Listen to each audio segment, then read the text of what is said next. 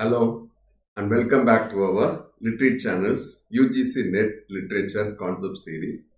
Today we are diving deep into another essential concept that frequently appears in UGC NET Literature exams. In this comprehensive 5-minute breakdown, we will explore didactic poetry, a fascinating literary tradition that bridges instruction and art. We will uncover how this form, masterfully defended in Sir Philip Sidney's An Apology for Poetry, has shaped Western literature from ancient Greece to contemporary works. So, what will you discover in this complete video? The precise definition of didactic poetry, its historical evolution from Hesiod to Mary Oliver, Sidney's revolutionary argument about poetry's unique teaching power. Classical examples including Lucretius, Virgil, and Poe. A quick quiz to test your understanding. You'll also find key insights for your UGC NET preparation. This literary form falls under our crucial literary forms and movements cluster. So, if you are preparing for UGC NET literature, this is content you simply cannot miss. Make sure to subscribe to Literate channel for more essential UGC NET literature concepts and watch the complete video to master this important topic that could make the difference in your exam performance. Hit that notification bell so you never miss our latest literature breakdowns. Let's unlock the secrets of didactic poetry together. Let's examine the phrase didactic poetry. The term itself derives from the Greek word didaktikos, meaning apt at teaching.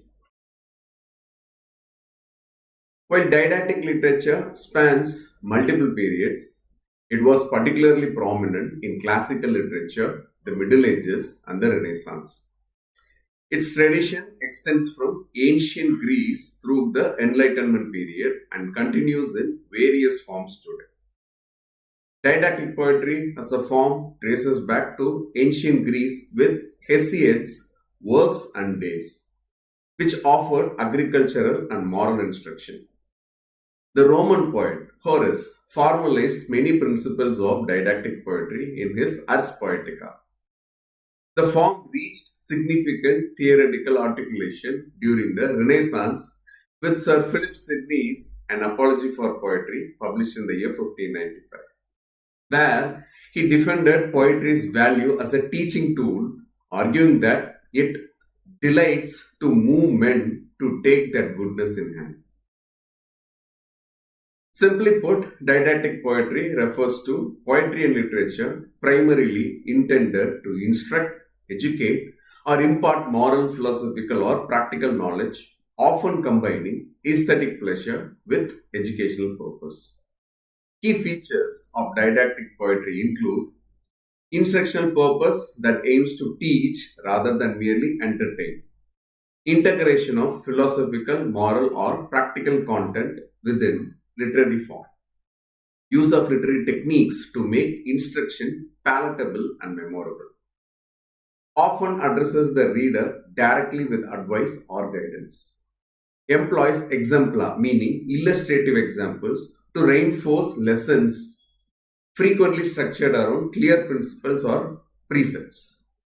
Balance of delight and instruction as usual as dual aims.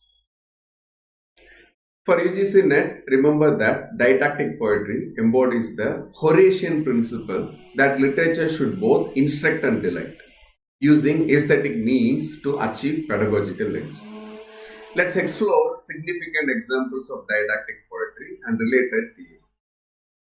Sir Philip Sidney's An Apology for Poetry, published in the year 1595, stands as the landmark theoretical defense of didactic literature rather than being didactic poetry itself. Sidney argues that poetry's unique power lies in its ability to teach through delight, stating that the poet cometh to you with words set in delightful proportion, and with a tale which holdeth children from play and old men from the chimney corner. He positions poetry as superior to both philosophy and history.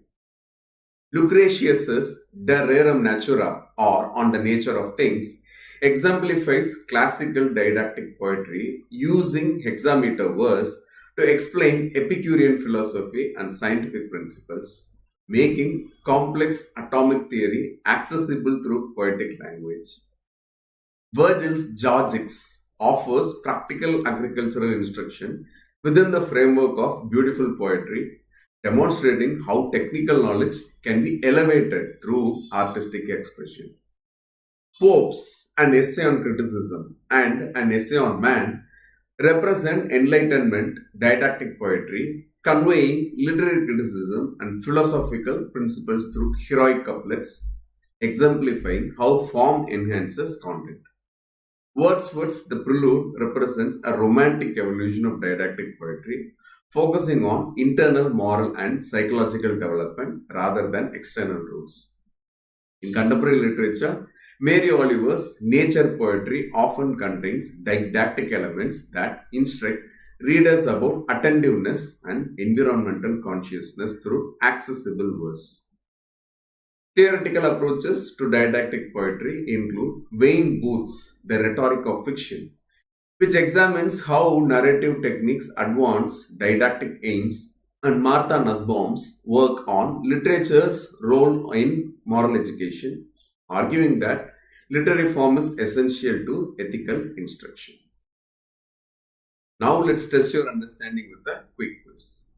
Which statement more accurately reflects Sidney's argument in Apology for Poetry? Option A, poetry should focus primarily on aesthetic beauty rather than moral instruction, as its value lies in artistic expression. Option B, poetry uniquely combines delight with instruction, making it more effective than philosophy or history at moving readers towards virtuous action. Take a moment to think about it. You may pause the video if you want. And the answer is B. Sidney's central argument is that poetry's power comes from its ability to both teach and delight simultaneously. He claims that while philosophy offers precepts without examples and history provides examples without precepts, poetry uniquely combines both to motivate moral action. Option A contradicts Sidney's position as he explicitly argues about poetry being valued solely for aesthetic purposes detached from moral instruction.